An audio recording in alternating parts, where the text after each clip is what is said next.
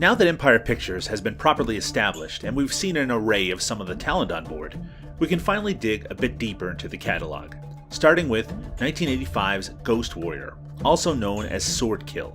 I'll admit to having rather low expectations going into this one, since its goofy samurai warrior unfrozen in modern day US left me expecting something along the lines of Encino Man or the fish out of water historical scenes from Bill and Ted's Excellent Adventure. The best I could hope for was this. But what's most striking about Ghost Warrior is how serious it takes itself and its concept. Seemingly influenced by the unfrozen caveman movie Iceman from around the same time, it treats the idea with a minimum of silliness or exploitation. You have to remember that this was the 1980s. American films had a bad track record when it came to presenting Japanese characters. At best, you could have something like this. And introducing Sho Kosugi. Kampai! And at worst, well... What's happening, hot stuff? The film starts with a lovely, snow-swept, mountainous flashback sequence with the samurai Yoshimitsu taking revenge against the clan which has kidnapped his beloved Chidori. He initially gets the upper hand, but is betrayed, Chidori is killed, and he gets pelted with arrows before falling into a frozen river. Flash forward a few hundred years, where two Japanese skiers are investigating a strangely familiar-looking cave, and they find the samurai's body frozen in ice.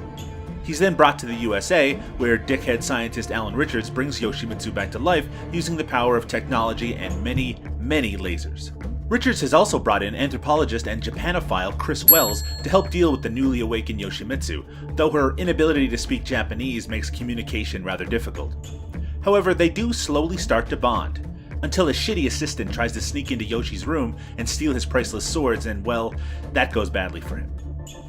I'd like to stop for a moment to talk about Hiroshi Fujioka, who is wonderfully stoic and solemn as Yoshimitsu. Perhaps best known for originating the role of Kamen Rider on Japanese television, Fujioka has had a lengthy career in Japanese films, as well as appearing as martial arts master Sagata Senshiro in a series of memorably insane Sega Saturn commercials in the mid-90s. He's terrific here, in a role that, rather surprisingly, never has him speak English.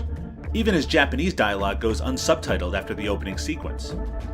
So Yoshimitsu gets loose and immediately runs into a television blasting the heavy metal sequence from the Dungeon Master, with the band Wasp, who get a special thanks in the credits, performing their song Tormentor. This rightfully freaks him out, and he heads off into the city, and once there, he befriends an older man, after, of course, rescuing him from a group of street punks. Yoshi outright murders a few of them in the process because he's an awesome samurai. The old man, of course, brings Yoshimitsu to a sushi restaurant, where he's actually mistaken for Toshiro Mifune by the customers, before the restaurant is attacked by the remaining gang members, who attempt to lure Yoshi into a trap, but are soon all killed by him because, well, he's the Ghost Warrior. Chris catches up with Yoshi and attempts to hide him away from the police and Alan Richards in her friend's Japanese antique shop. This also allows for a bit of elaboration on his backstory. But Richards tracks them down and uses a stun gun on Yoshi with the plan to kill him so the recent string of murders can't be tracked back to him. Yoshimitsu gets loose and starts slicing and dicing, which leads to a van falling off an embankment and, sadly, not exploding.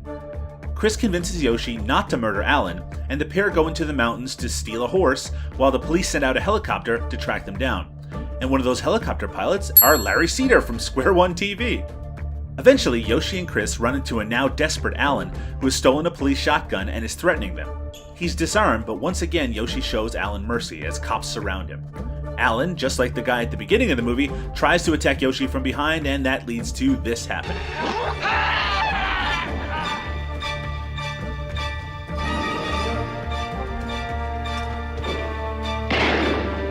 Yoshi once again falls into the water, telling Chris with his final words in Japanese, "There are no second chances, the way of the samurai is death, the end."